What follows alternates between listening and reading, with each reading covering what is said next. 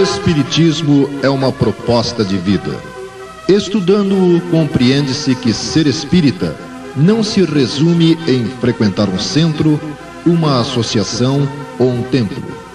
Ser espírita é agir conforme os princípios que nos auxiliarão a ser criaturas social e individualmente melhores.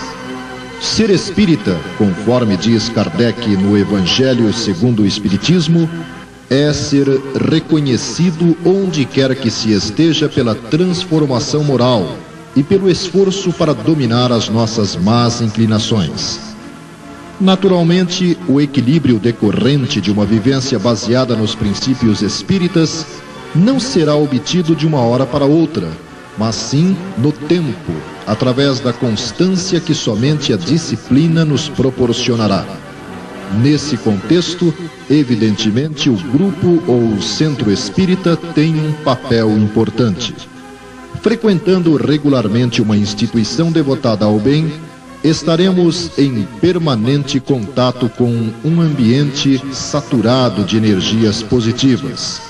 Recolheremos ideias e informações capazes de nos induzir a estados psicológicos mais positivos, vacinando-nos contra a envolvente onda de materialismo que domina a sociedade humana atualmente. Poderemos receber através do passe ou da água fluidificada elementos revitalizadores de nossas forças psíquicas combalidas pelas pressões emocionais sofridas no cotidiano.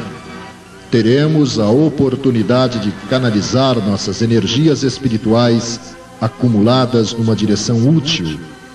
Mas poderão interpelar alguns. As atividades variam de centro para centro. Respondendo, podemos dizer: as práticas espíritas desenvolvidas por cada instituição refletem a capacidade de entendimento de seus dirigentes quanto à proposta do Espiritismo. Afinal, cada um de nós está num estágio evolutivo. A seguir, procuraremos fazer uma análise mais profunda sobre as variáveis envolvidas na questão prática do Espiritismo.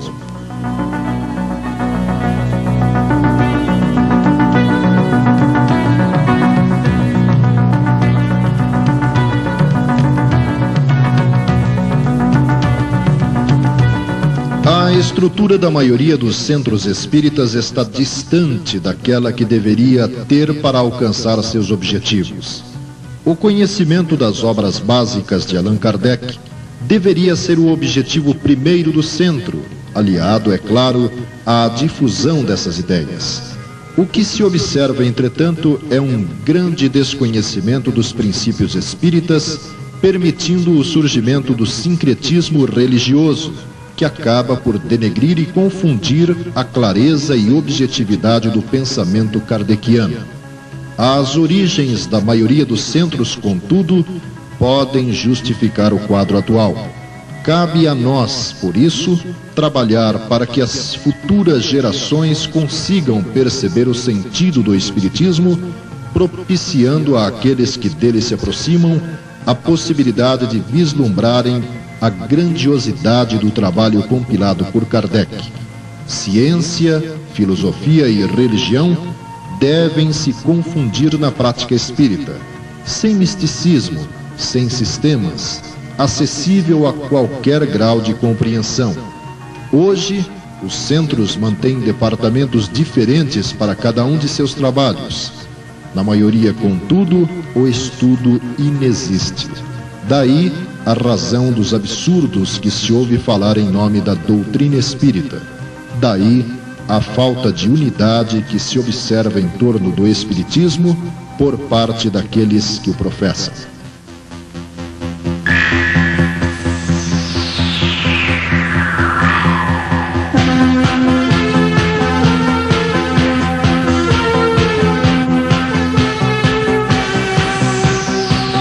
Embora com diferentes dinâmicas, os tipos de reuniões se assemelham nos inúmeros centros espíritas em atividade hoje. São encontros visando propiciar esclarecimentos evangélicos, segundo o Espiritismo, a respeito das questões comuns à vida de cada um, beneficiar os frequentadores com a aplicação do passe, oferecer esclarecimento e orientação a espíritos obsessores e, consequentemente, socorrer os que estiverem acometidos por processos obsessivos. Em raríssimos casos, contudo, estimula-se o conhecimento da doutrina espírita a partir da codificação com base em um estudo sério e metódico, como recomenda Kardec. A dinâmica dessas reuniões varia ao infinito. Depende da formação doutrinária dos dirigentes, que nos dias de hoje parece não ter embasamento doutrinário. Por isso, atendamos aos sucessivos apelos dos próprios espíritos para que estudemos e conheçamos o Espiritismo.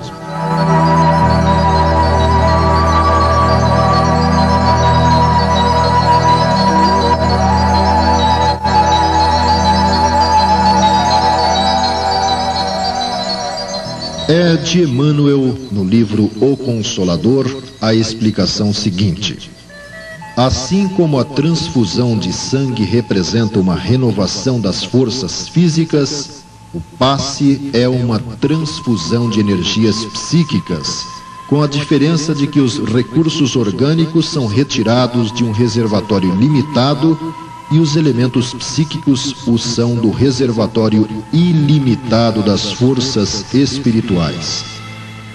André Luiz, em Nos Domínios da Mediunidade, reproduzindo conceitos de um instrutor, completa: o passe é uma transfusão de energias, alterando o campo celular.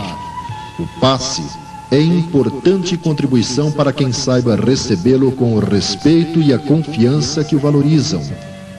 O tema nos meios espíritas tem motivado muitas discussões, visto as distorções que a sua conceituação e aplicação sofreram nos últimos anos. Isso, todavia, deverá resultar positivamente, liberando a aplicação do passe da sistematização e ritualismo criados sem muita fundamentação, visto que o homem é mero intermediário que, além da sua boa vontade, oferece meios para que os espíritos ministrem os recursos de que se faz carente o psiquismo daquele que acorre à casa espírita. Espiritismo é doutrina dos espíritos, e André Luiz, em Conduta Espírita, nos lembra que, na aplicação de passes, não se faz precisa a gesticulação violenta, a respiração ofegante ou o bocejo descontínuo, e que nem sempre há necessidade do toque direto no paciente. A transmissão do passe dispensa qualquer recurso espetacular.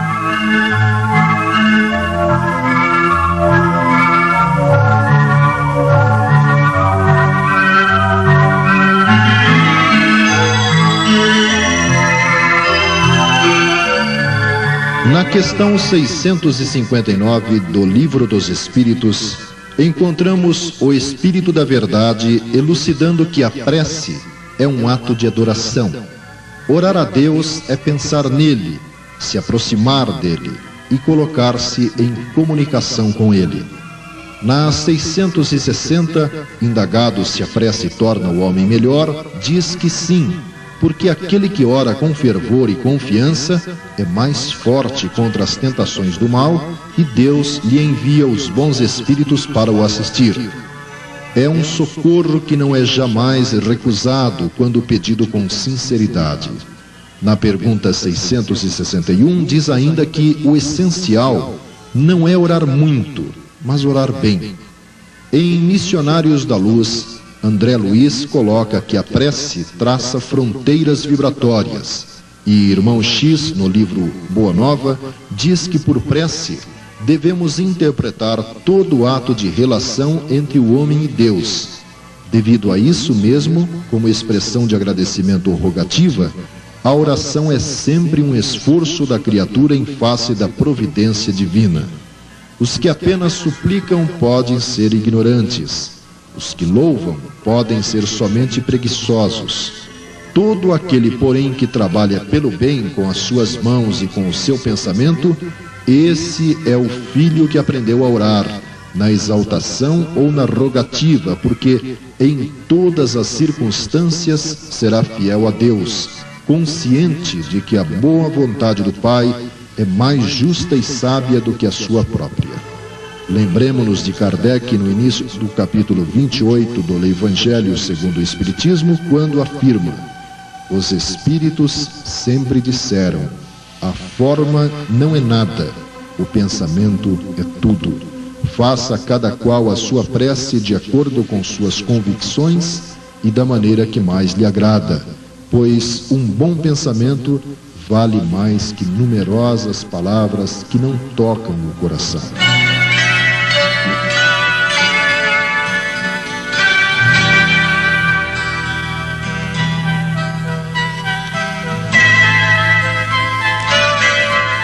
Emmanuel nos lembra que praticamos cultos diversos em casa de maneira imperceptível. O culto da limpeza, o culto do pão, o culto do carinho, o culto da segurança, o culto do bem-estar. A higiene externa, entretanto, pode não incluir a pureza de pensamentos. Estômago farto nem sempre é conforto do espírito. Carinho, em muitas circunstâncias, exprime apego sem ser amor. Segurança financeira não é fortaleza intrínseca. Bem-estar, muita vez, é provisória ilusão. Se abraçaste realmente a doutrina espírita, não podes ignorar que o culto do Evangelho te ensinará a valorizar todos eles, porquanto com o Cristo a limpeza começa na consciência. O pão do conhecimento nutre a alma antes do corpo. A segurança é a harmonia moral. O carinho é entendimento fraterno e o bem-estar é realmente a consagração de cada um ao bem de todos. Complementando, André Luiz nos sugere, pelo menos semanalmente, é aconselhável se reunir com os familiares ou com alguns parentes, capazes de entender a importância da iniciativa em torno dos estudos da doutrina espírita à luz do Evangelho do Cristo e sob a cobertura moral da oração. E explica por quê. Além dos companheiros desencarnados que estacionam no lar ou nas adjacências dele, há outros irmãos já desenfaixados da veste física que recolhem amparo e ensinamento, consolação e alívio da conversação espírita e da prece em casa. Sua realização é simples, conforme nos mostra o roteiro seguinte. Primeiro, a escolha de dia e horário da semana para que possa ser repetido a cada reunião. Segundo, a abertura com uma prece. Terceiro, a leitura de forma ordenada ou não dos capítulos do Evangelho segundo o Espiritismo. Quarto, a troca de ideias e interpretações do texto lido, procurando relacioná-los com a aplicação, acontecimentos e situações da vida diária.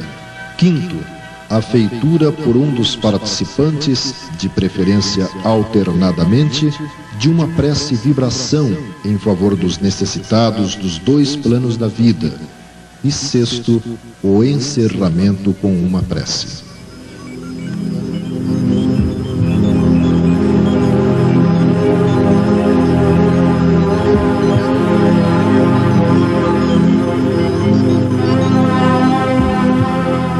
A teoria simplesmente não melhora nada nem ninguém. Imprescindível a prática, não apenas para aferirmos o que aprendemos, como para irmos modificando nosso mundo interior. André Luiz nos lembra que a assistência aos necessitados, seja através do pão ou do agasalho, do auxílio financeiro ou do medicamento, do passe ou do ensinamento em favor dos que atravessam provações mais difíceis que as nossas, não é somente um dever, mas também valioso curso de experiências e lições educativas para nós e para os outros. Nesse propósito, é impossível igualmente esquecer que os irmãos em revolta e desespero, que nos ouvem os apelos à regeneração e ao amor, não se transformam simplesmente à força de nossas palavras, mas, sobretudo, ao toque moral de nossas ações, quando as nossas ações se patenteiam de acordo com nossos ensinamentos.